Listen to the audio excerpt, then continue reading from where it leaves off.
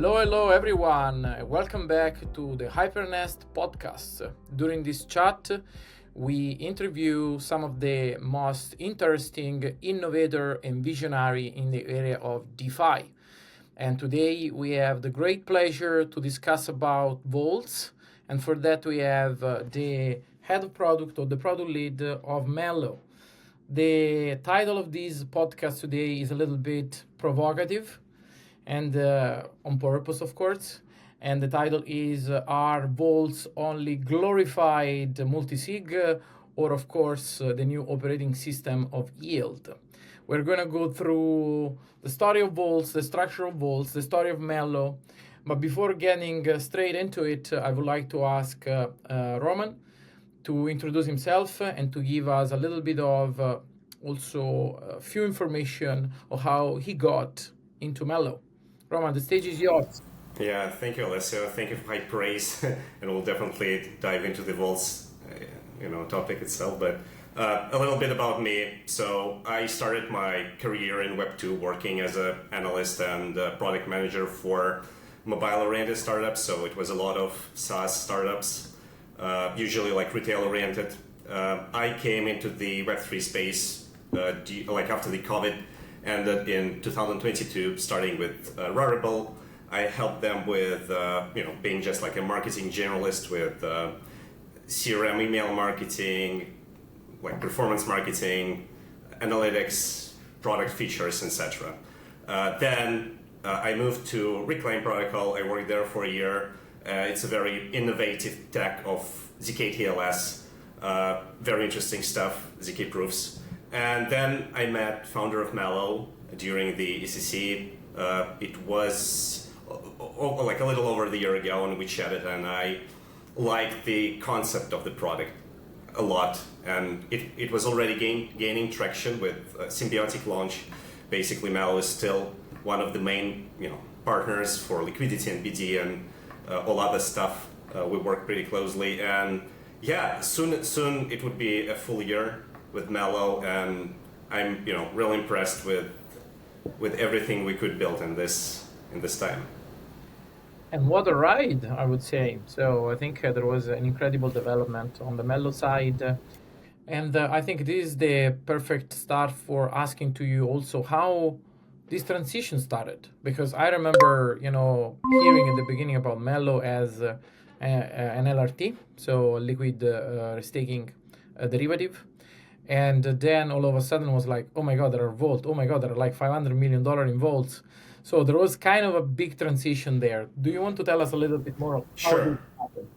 Yeah. I joined during this, LRT transition, but even before that, there was like one more iteration that's still acting. It's LM solution.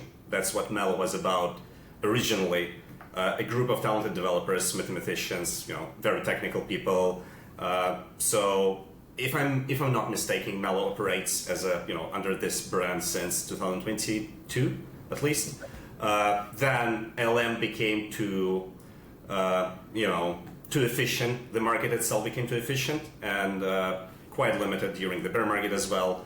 The guys started to look around what they can do with the existing technology, what market opportunities are open. Restaking was all the hype with Eigenlayer, with Symbiotic coming out at the same time. And they found out that the same vault architecture, almost the same vault architecture principles the team was using for ALM, it's easily transferable into different, venues of liquidity management. That's how the LST pivot was born, and that's something we were closely working on for around a year, with new pivots, happening recently. Okay, so would you say, I don't know if we can summarize this in this way, but would you say that the LRT was the first strategy of a vault, basically, and then you're just... That's very true. That's very true, because restaking, is the most recent yield mechanism, let's put it like that we see on the market, that can bring significant APRs in theory at least. And that was the start. And you're absolutely right, it can be considered a strategy. Yeah, everything is a strategy. We'll get into it, very, very soon. All right, so let's dive into a little bit into the architecture of the Mellow Vault.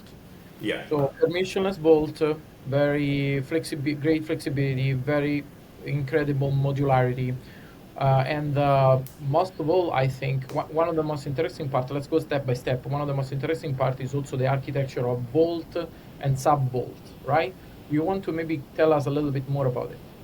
Yeah, so sub vaults are coming with a new generation of vaults. It can be core vaults, but I would summarize that the whole philosophy is being as permissionless as possible. Unfortunately, it's not 100% possible. There is no 100% solutions we can keep, but still, like as much as possible, we gonna do it in permissionless way. Not to say bad things about multisigs and managing strategies from centralized setups. We see it's working right now. Yeah. But we just consider it in a different way to keep the ethos of decentralization and being permissionless from the very start to the very end. So that's the guiding principle of all the product developments. And it was quite a tricky product development, those core vaults, because we had to find a way to make it one, very decentralized, very permissionless, and on the other hand, allow to use, every yield opportunity there is, which also includes, centralized exchanges, for instance. Yep. Yep. Absolutely. Therefore, let's say one of the biggest engineering challenge was having flexibility and keep a little bit the ethos of decentralization, if I understand. Yeah. We'll see how it plays out in the upcoming weeks when we see first releases. Well, multisig works until they don't, right? Until there is a multisig rag, right? And then everyone that's oh my scary god, thing, right? right? But until that point, kind of work. It's like too big to fail fallacy. I think every cycle we see someone too big to fail, and then suddenly they fail, and everyone is sad about that.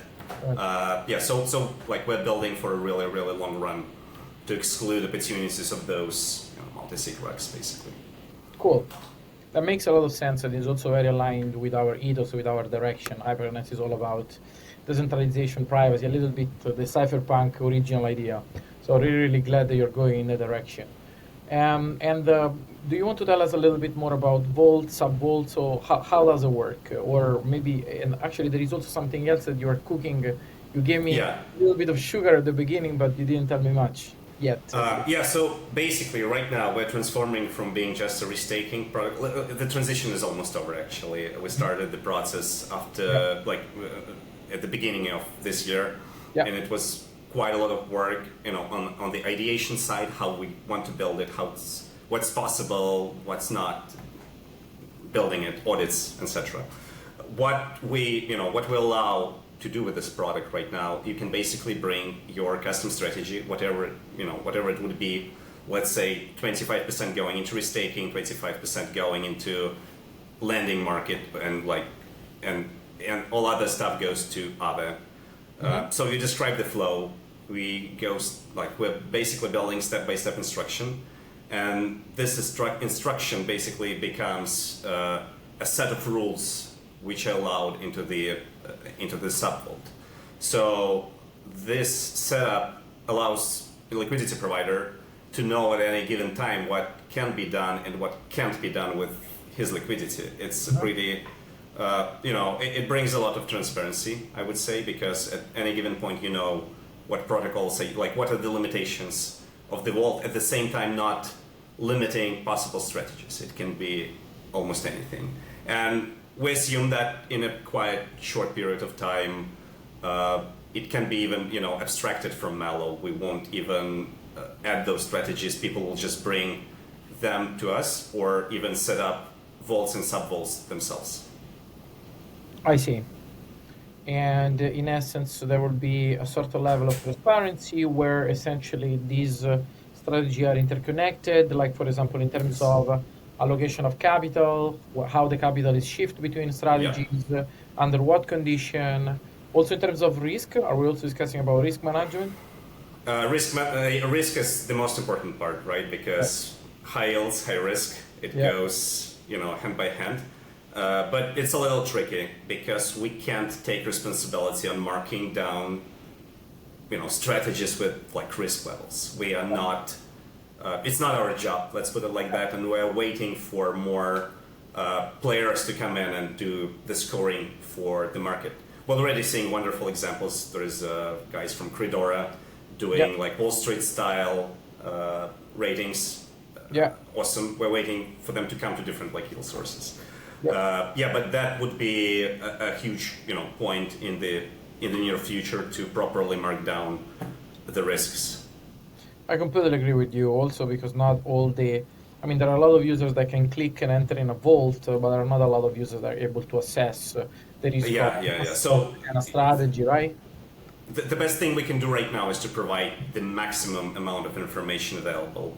All the contracts, who controls what are the limits, where, and how rebalancing is done, what are the protocols are used. So we provide all those granulated things so you can make a decision yourself. So right now it requires certain knowledge of what's going on in the market. I see your point. Well, but it is like that pretty much everywhere, right? So we hope that there will be this innovation a little bit across the board, so a little bit everywhere, right? One thing that probably contributed to the success of Volt, at least from my perspective, right? I would like to know your perspective, is of course the possibility of layer different level of yield. So for example, you get yield on one side, you get also some additional points. Maybe the protocol itself give you additional points. Was in this way also for Mellow? And how do you see this evolving, this layering, a little bit this Italian lasagna of yield? That's a very nice way to put it. I absolutely it's super composable product. So the point is you're coming to Mellow, as a marketplace of yield solutions, and you're absolutely right that everything is a strategy, like millions of combinations, like a full gradient of risks and rewards. So you can find a strategy that will fit exactly your needs. That's our ultimate goal. So even if it's quite complex right now, right? Like you need to understand what's happening. The ultimate goal is to have retail investors being able to use this product as a vehicle for their, savings or retirement or whatever. Something from very stable to very risky but high yielding. What about cross-chain? I was reading, and correct me if I'm wrong, that you use the layer 0 technology to make sure that you don't need to do all the bridging, all the manual things, that you lock and essentially mint on the other side. Do you want to tell us a little bit more? We indeed use the layer 0 as a core tech for our interop solution. It does not include bridging. While we support bridging done by different entities and our partners, we can support that. Our solution is based on the OFT token. So basically what happens right now, liquidity is being locked on the chain of the origination. So LTV actually does not leave the chain, which is quite good. At the same time, UX for the user is quite the same as on mainnet. He just comes to the vault, deposits his funds, and gets the LRT receipt token in general, and he can use that for different like DeFi integrations on the chain of origination. We have a wonderful example with Lisk right now. They have like Aerodrome, Velodrome. They have Morpho. They have Gearbox and probably something else. It's an ever-growing list of this like DeFi flywheel growing on and allowing people to get more yield opportunities. What happens on the background? The FT token representing the liquidity from the chain of origination is minted. So let's say you put one Bitcoin wrapper on Lisk, you mint like one Bitcoin OFT on the mainnet. And this representation is used for restaking right now because it's trustworthy enough, right? Yes. We know that there is a mechanism that will allow you to retrieve those tokens if slashing happens, for instance, right? So, and like the only thing you need to think about is that like, would your partners provide an opportunity to do so? And we are quite sure that trustworthy entities and trustworthy assets like Ethereum or native tokens or wrappers of Bitcoin, they're good enough to be used that way. Okay, so if I can summarize these and also asking you if this is right, so I can deposit, one asset on one chain. On these assets is locked, of course, in a smart contract, and then on the destination chain, a token is minted that can be used essentially in a different strategy. It's a form of a sort of double dipping, right? So I have that's right. But on top of that, I have a receipt token of that specific strategy, right? That can be used in additional DeFi magic. Like for example, probably one of the DeFi magic is with a gearbox or other type of. So it's almost like a triple dipping, right? So I think this is the great advantage that we have on chain. Of course, this also come with great power come great responsibilities. Once Batman said, but also great capital efficiency. Is that correct? That's absolutely true, and I think while we're still being like very early, generally with crypto, this is a very early stage of this interop, because I think one of the meta narratives of the last cycle, which is not that pronounced as something else, is interoperability. Everything to be sort of connected, at least for the end user, seamless experiences. So we'll see more of that, and our interop is a great example of how it might be used, across, at least right now, Ethereum ecosystem. Right now, we support mainnet and all the EVM compatible chains with layer 0 available. But again, we'll see more integrations for capital efficiency, as you mentioned, on using receipt tokens, while I think we still have a lot to explore on the mainnet, what can be done with those representations besides just restaking and staking. Yeah, I'm completely with you. And this is, let's say, a wonderful transition toward the hot topic of strategies, because as we were saying before, everything is a strategy, right? So Ethena made very popular, the delta neutral strategy with the funding rate. Then we have Maker at the beginning. Sky at the beginning was having another strategy, mostly using real-world assets. Now they do a lot of things, but I would say at the beginning they were focusing a lot on treasury bills, and not only them, right? There are more resolve style hedge fund that they use several strategies at the same time.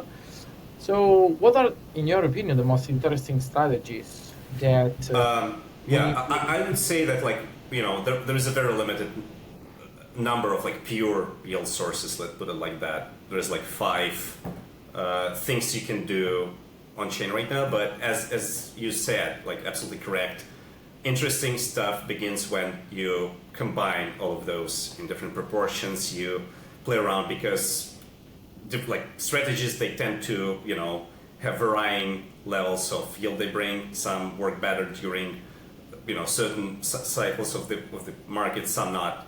You definitely have hyped ones. So restaking was all the hype, let's say 1 year ago. Right now I'm constantly hearing about delta neutral strategies and about leverage looping.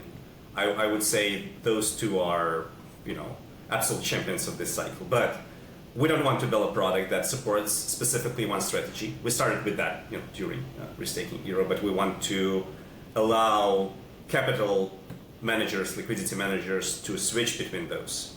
So they're not locked within one strategy with one specific product. They have sort of a suite of solutions for everything they want. And we're already discussing quite complex strategies with funds coming from classic finance, from traditional finance. Absolutely. Also because in the magical world of strategies, size matter. So one strategy... Yeah, exactly. So it's not that if you find one strategy, okay, you can park there 10 billion. Sometimes, that would be good, yeah. Right? Yeah, so I'm also very interested in what will be the evolution of strategy. Now everyone is looping, which is great, but also super dangerous if you don't have a system for the leveraging, monitoring the tag and whatever, People just go 10x leverage and don't really... Risk assessments, Risk Okay, API high, good enough. Vamos. No, it's very, very Yeah. hardcore. But yeah, Delta Neutral strategy. And as you were telling me also the last time, you also have the possibility to connect on-chain and off-chain. And therefore, this open up, apart from the Delta Neutral strategy, but potentially can be arbitrage, right, between classical DEX, Yeah. and checks, right? That's absolutely correct. Like, so for that, we're planning to use partners like Copper and Cefu. They allow, they have wonderful solutions for making that possible. So, in a spirit of composability, we will work with all the best players in every niche of the market. Like, I think the beauty of our position here is that we're not fixed to one specific yield product or one specific strategy. We have a chance to provide people with grounds for experiments, provide them with tools for those experiments, and see what can be done. And we're seeing that as a very successful way to proceed, because basically we can bring people and their strategies and their capital from traditional finance to on-chain, making same strategies even more efficient. Absolutely. And ideally, we're going to have a yield during bull market and bear market, right? Because usually Yeah, during yeah. bear market, what the yield farmer do, right? They go to paint, they go to art, they do something else. Yes. Historically, the yield was very, very low during time of bear. Exactly. It's like a separate job, If you're, full-time yield farmer, Mm. you need all those monitorings. You need to keep an eye on what's happening socially, let's say, within those communities and DAOs and foundations. And, I'm just a simple man. I want a vault to put my money in and forget about it for, 3 years without being scared that it's getting like burned or like fully liquidated, or of course it's still an opportunity, but I can choose, like, at least using historical data, I can choose my risk profile. So that's the ultimate vision, I'd say. I love it. And of course, I need to ask you about AI, right? Because what would be a podcast without a discussion about AI? But most of all, I think that Summerfy, so kind of already in their new vault, they have the capital allocation, not really the risk. The risk is still managed by curator, but the capital allocation, the capital rebalancing between vaults and strategies is automatically done by AI, and according also to their back tests, it seems very good. So what's your stand about it? Did you already heard something? Are you positive about capital allocation, about risk curation by AI? Yeah. That's a really great question. I can tell you that we will see agentic, creation very, very soon, almost at the beginning of release of Flex. It's already there. It's coming. People are building multiple teams. I would keep like my own opinion quite neutral. I don't know. Like, usually first generations, they have their own problems to adapt, but I think it's very promising, and it fits really, really well within what we build at Mellow, because we do not control vaults. We don't build those strategies. We just support. Who controls it? It's curators. I can see the reason why AI model can't be a curator for the vault, for specifically those reasons, those operational functions of rebalancing and choosing, the right venues for capital. It sounds very doable, because you just need to compare numbers, basically, right? Yeah. So we'll see it pretty soon. I'm very hopeful and very excited about it. And also, it's not that in TradFi we never experienced with artificial intelligence and hedge fund, right? Or high frequency trading, and I mean, it's something that we have been doing for quite a while, and it's just a matter of time where all this knowledge will also will arrive to us, right? We will start to use it, right? Yes, absolutely. Yeah, I think within like half a year and a half, we'll see a lot of progress, on this like cross section of DeFi and AI. Yeah. All right. And about curators. So curators are still, I think, a very, very important part of any vault at this point. There are a few that are accumulating quite bunch actually of TVL. And what's your personal take about the responsibility of the curators, right? Obviously, there are some guardrails about what they can do, or what they cannot do. But do you see a scenario in which they can act maliciously? And if there is this scenario, what do we do? That's a really good question. Of course, based on the control they have over liquidity, they can do malicious things. In more, ideally with the setups that will have strict rules and guardrails around what can be done. Risk is very limited. It can be, just bad liquidity management, basically. Yeah.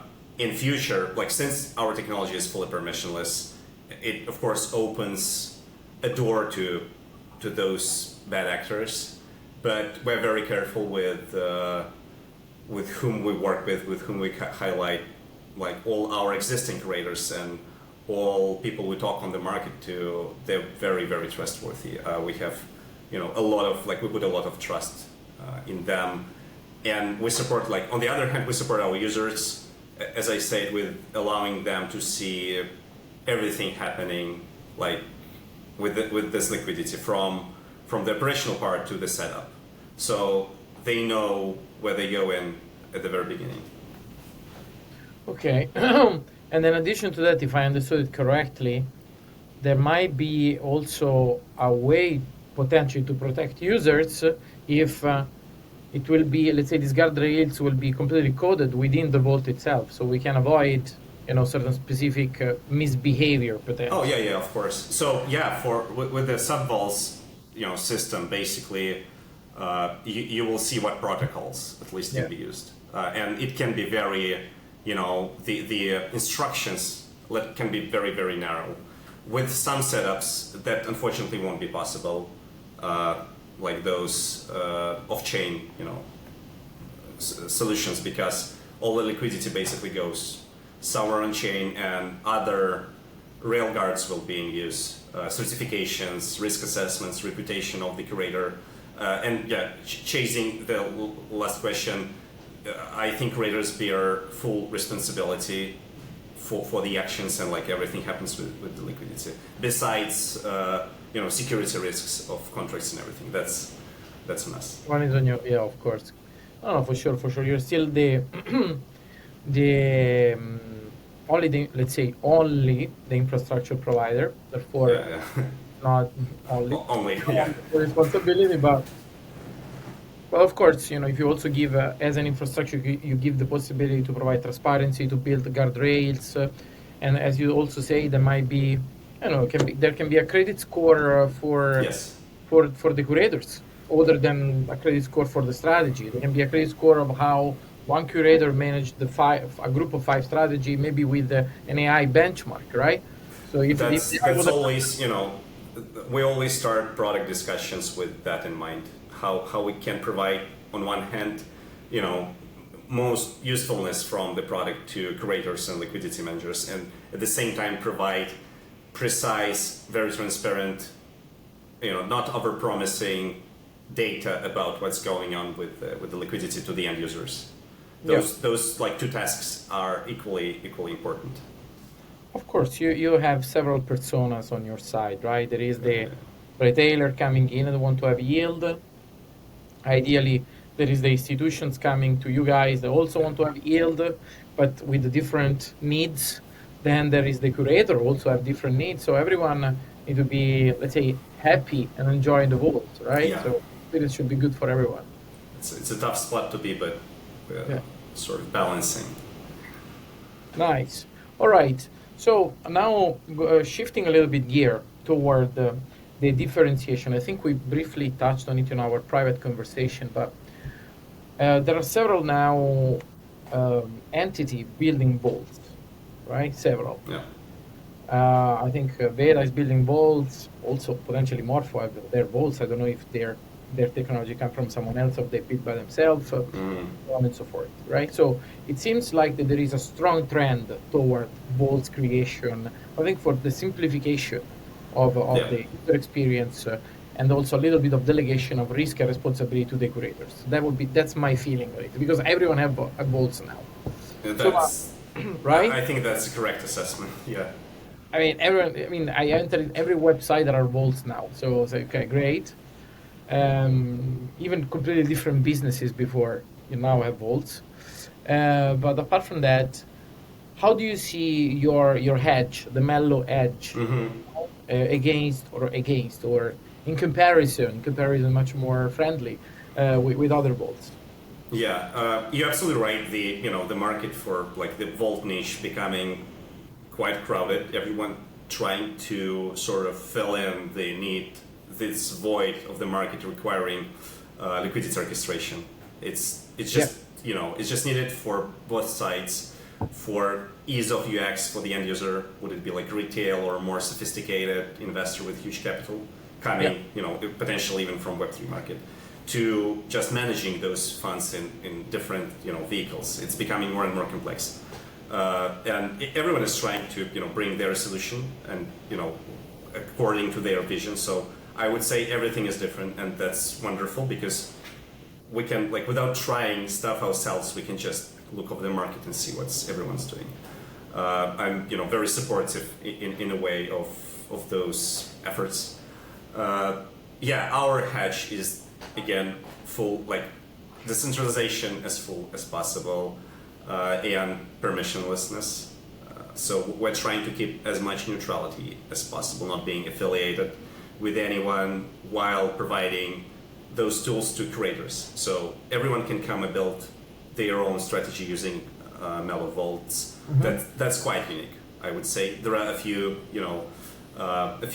teams building something like that, but I think our product is very unique in a sense of bringing this composability. So you as a builder of those vaults, you will have access to tooling available to institutional investors.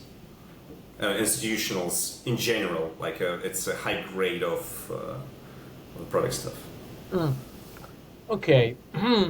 All right. So this is permissionless decentralization. That's essentially your main source. But if you would need to say, if you need to do an honest assessment and say how much so far is the technology, how much is business development, what would you say? Would you say it's like 50-50, 70-30? Okay, that's a fair question. I would say right now, right at this point, and for the past few months, it was more of a BD effort, right? Because the product was still building, we still have restaking, and everyone already knows how it works. So you don't have to build new stuff. On top of that, you just need great exposure and speak with the companies who might be interested. But this imbalance is a preparation for the release of core vaults, obviously, because we need to carefully assess, even before the release, what market requires in terms of strategies, in terms of intake, compliance, KYC, all those smaller things. It's a lot of legwork. You need to go around and figure out what everyone wants. So I think within half a year at least it would be 50-50. I see. So therefore, the evolution of needs of several players, from institutional investors to, advanced strategists, might obviously require a different engineering effort, right? Yeah, of course. Because we can be, however knowledgeable about the tech and the market itself, but from what I know, no one from the team managed it multi-million, in 10th of 12 millions capital. So we need to speak with people who actually do that. What are their cravings and pain points and whatever they need. So it's I would say it's in a way it's a customer interview process during the BD itself. That is very important too. So at least we are not building in empty space, as someone I've also done in the past. So it's better to build for people, right? Yeah. Right. I think that's a huge problem for the space. People usually tend to build something they like instead of something people need. Absolutely. And I think you are having, I guess, also already some discussion with the institutions. I guess institutions have their specific needs. Maybe they need a custodian in one jurisdiction. They need to have some specific. So, what are you learning from these kind of user research BD effort? A lot of compliance and capital structure efforts outside of even the product. I would say that's the highlight. We need to prepare ourselves for that. Regulation is coming, and we're happy about all the announcements and every action from the new latest United States administration, because it's very hopeful. But at the same time, it will inevitably bring clear rules and boundaries. And we will need to comply with those.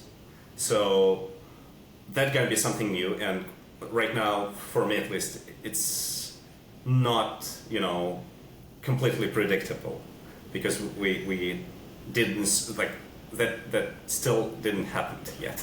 So we need to keep an eye on that, and of course, they have a lot of requirements on capital management tools. So that's something we incorporate as well while developing those new iterations of the product. I see.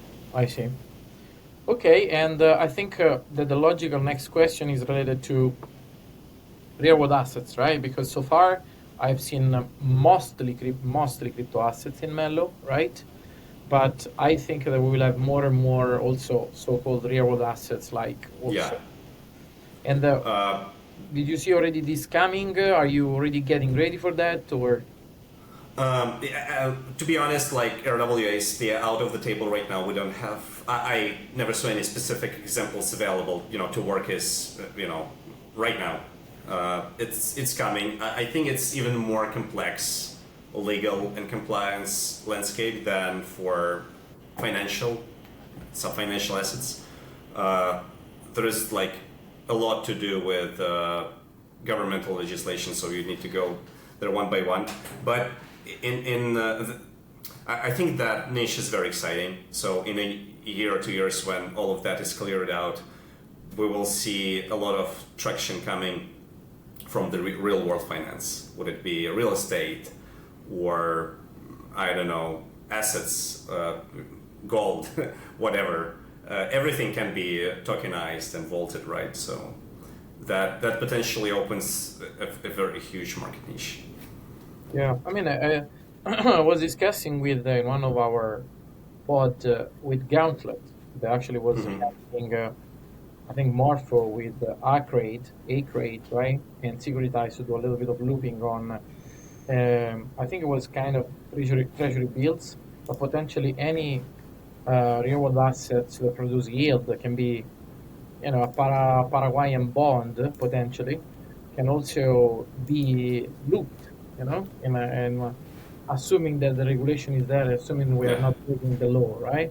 Yeah. This probably will come, and ideally will provide a more variety of yield for people that want to continue to operate on chain. Of course. It's leading to more and more yield sources being created. I think that's going to be an ongoing trend, and definitely a real world assets going to be a very major milestone in that.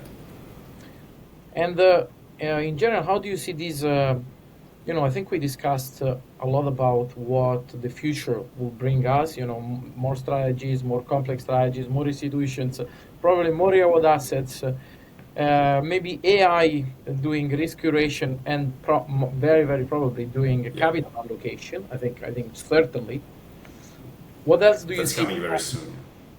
What else do you see? In the near future for vault and yield that we didn't. As I mentioned, the most exciting thing is definitely traditional capital coming to Web3 because of all the regulatory changes. They can do that now. I know for sure that a lot of those entities were eyeing Web3 space for a pretty long time, for a few years at least, but they were just too scared to enter. They have a lot to lose if something goes, sideways in terms of compliance with SEC, for instance, or I don't know, any other entity, like a legal entity, a controlling entity in their country, this barrier is going down. So I think it's important that we build a foundational framework for them, because we either keeping our ethos and finding compromises ourselves, like some middle ground with those institutions coming in, because of course we will have to find middle ground, KYCs, and basically doxing yourself in most ways. It's not something very native to the space, but one of the examples, we will need to do that. Or they will bring their own rules. They have enough capital, the experience to recreate what they're familiar with. So in a many ways, for the not only for DeFi and this market, either we sort of set our own rules, or we agree to take it from the Web 2 titans, classic titans coming into our small space.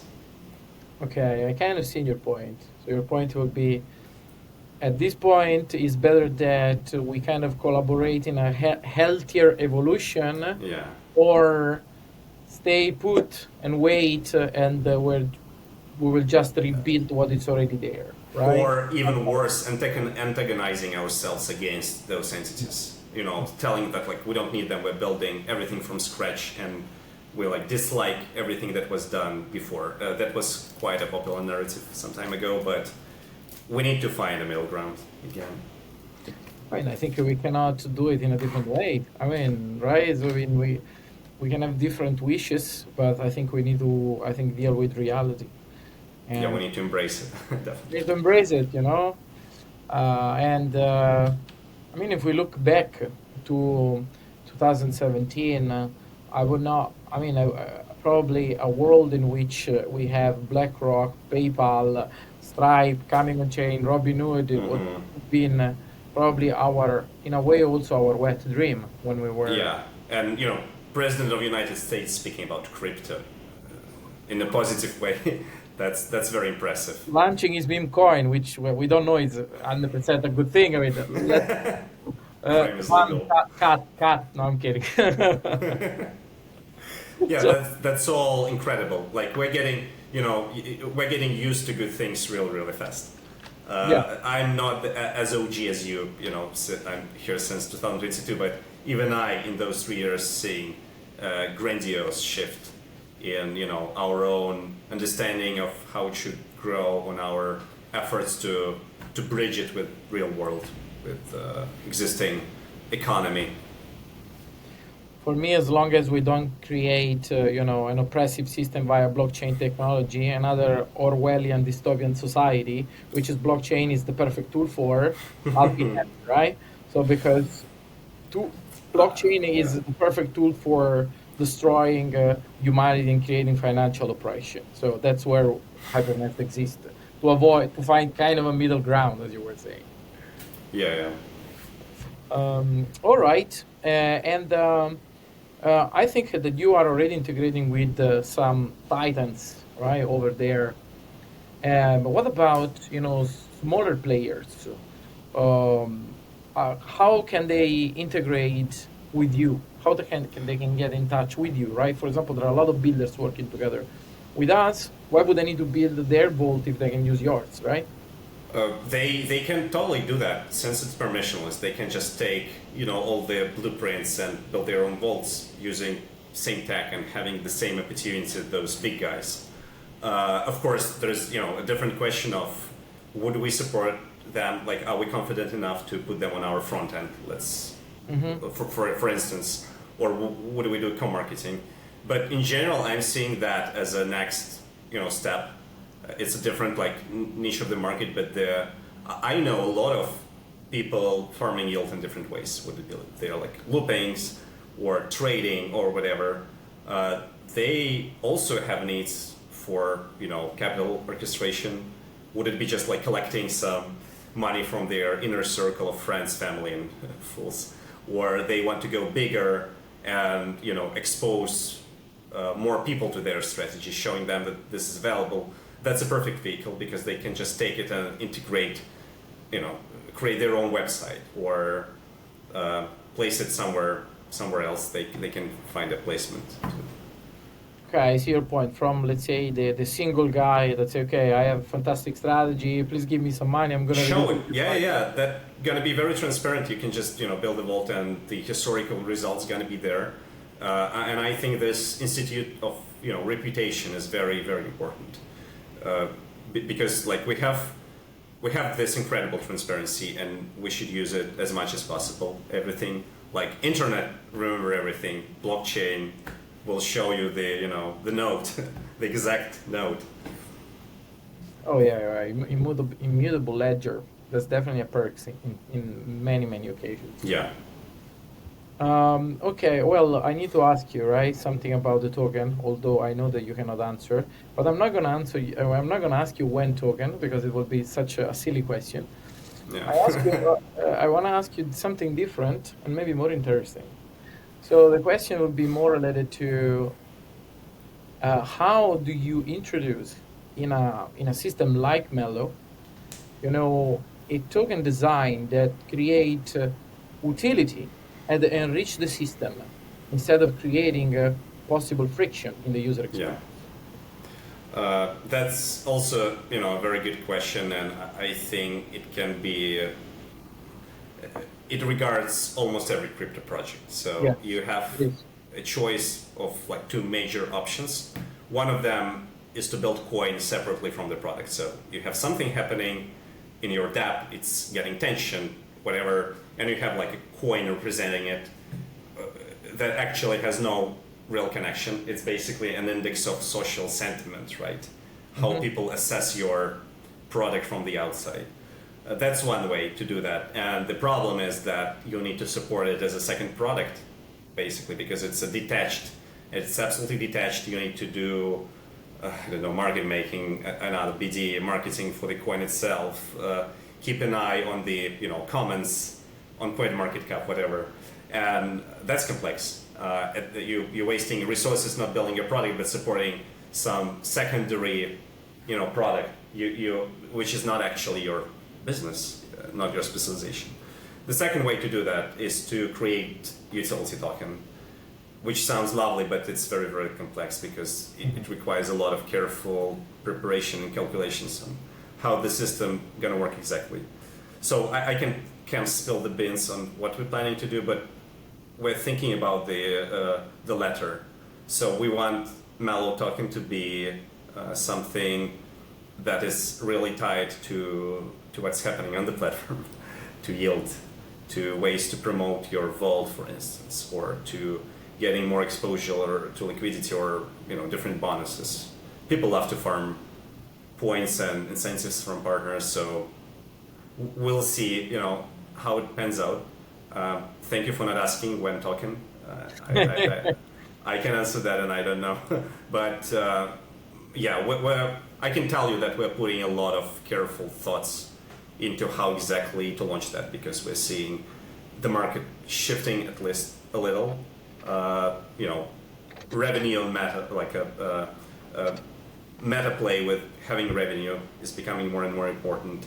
Old playbooks on marketing and during the TG sort of stopping to work in the way they worked before. Having a click of paid calls, KOLs, having major exchange. We're seeing different options right now available. Would it be this new era of ICOs, right? When people can crowdsource huge capitals from the market.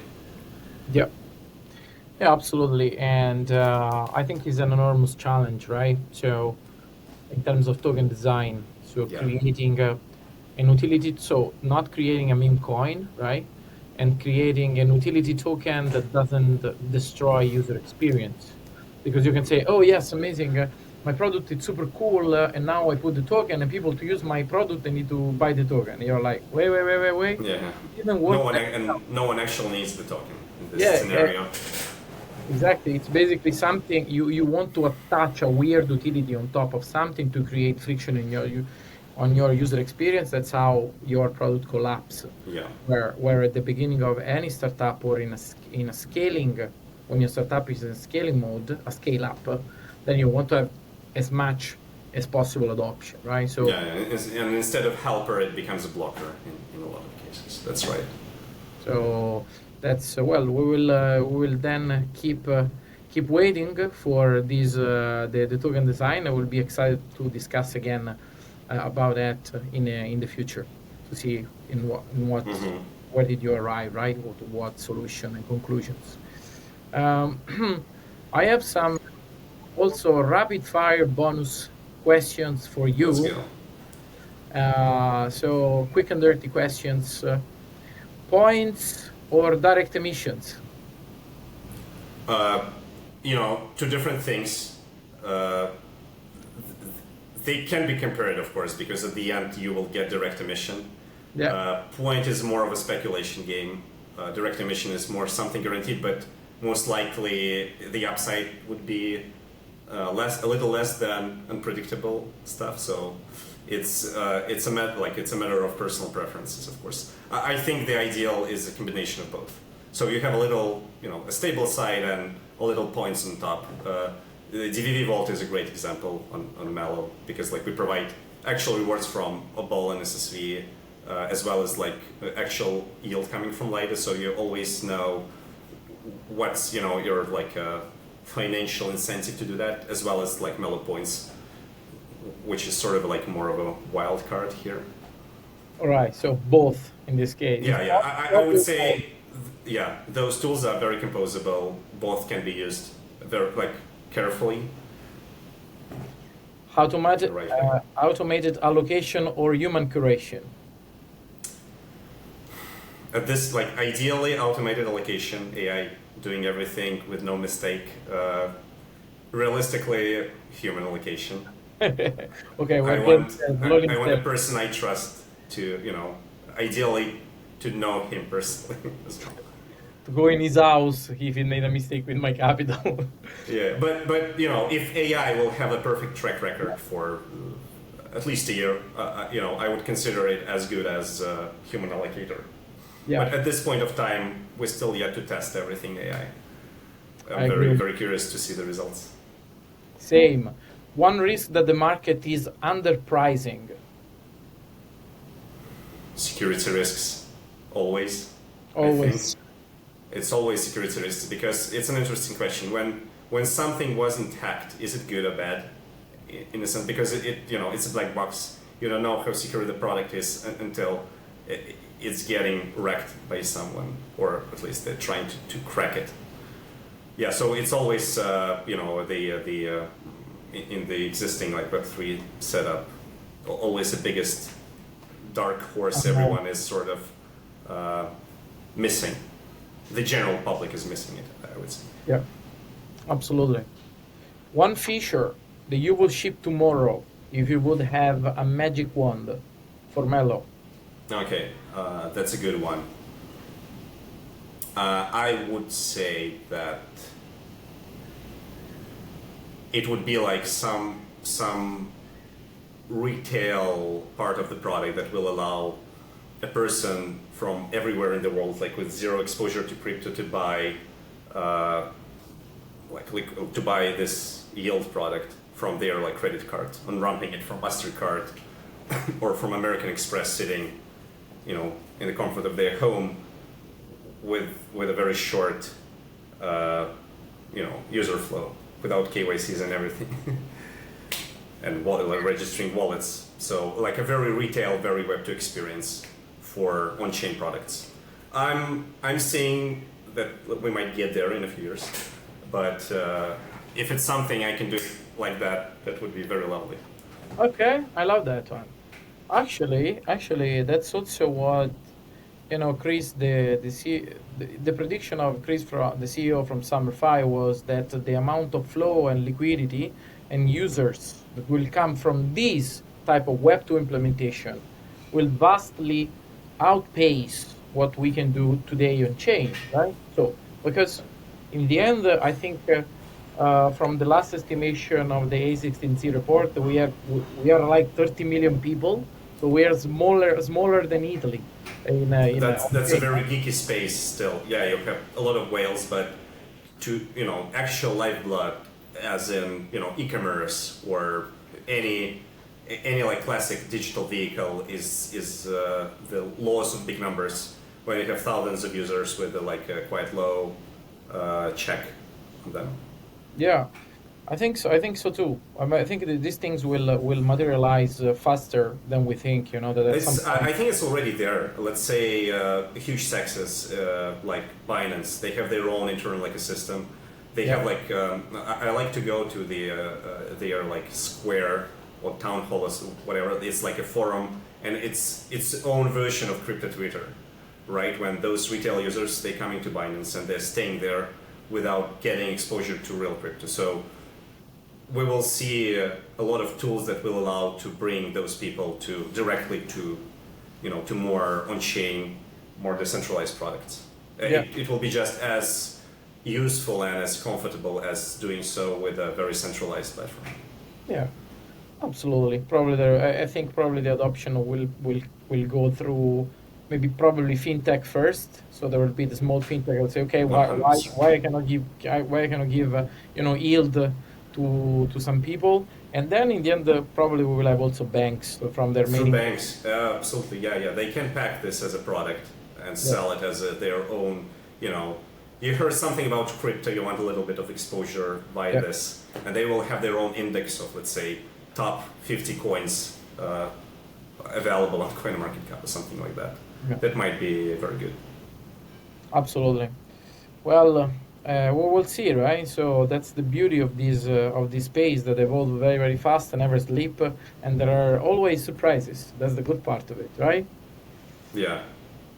All right. Well, it has been a fantastic chat with you, Roman. And in order to Likewise. go more toward the conclusion of it, I would like to ask you, what is the main learning that you had in your career that you want to share with our audience that are mostly DeFi builders? So you want to share builders. What did you learn that you think is very important for them?